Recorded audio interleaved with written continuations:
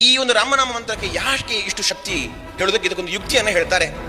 ರಾಮ ರಾಮೇತಿ ರಾಮೇತಿ ರಮೇ ರಾಮೇ ಮನೋರಮೆ ಸಹಸ್ರನಾಮ ತತ್ತುಲ್ಯಂ ರಾಮನಾಮ ವರಾನನೆ ಅಂತ.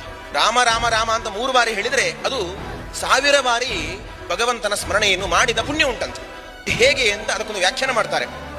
ಈಗ ರಾಮ ಅಂತ ಒಂದು ಶಬ್ದ ಉಂಟು. ಶಬ್ದವನ್ನು ಬಿಡಿಸೋಣ. ಮೊದಲ ಅಕ್ಷರ ರಾ.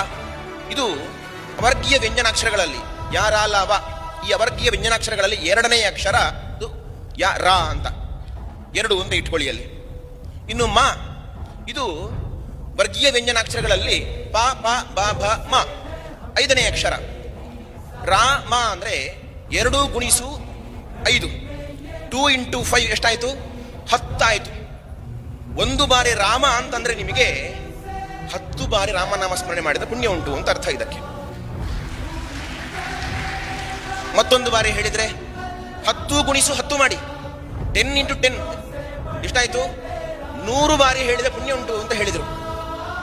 ಮತ್ತೊಂದು ಬಾರಿ ಹೇಳಿ, 3ನೇ ಬಾರಿ ಹೇಳಿ 100 ಇಂಟು 100 1000, 1000 ಬಾರಿ ಸಹಸ್ರನಾಮ ತತ್ತುಲ್ಯಂ ರಾಮನಾಮ ವರಾನನೆ ಅಂತ 1 ಬಾರಿ ರಾಮನಾಮ ಸ್ಮರಣೆ ಮಾಡಿದರೆ 1000 ನಾಮವನ್ನು ಉಚ್ಚಾರ ಮಾಡಿದಷ್ಟು ಫಲ ಉಂಟು ಅಂತ ರಾಮ ಎಂಬ ಶಬ್ದವೇ ಅದರ ವ್ಯಾಖ್ಯಾನವನ್ನು ಮಾಡ್ತಾ ಉಂಟು ಅಂತ ಹೇಳ್ತಾರೆ.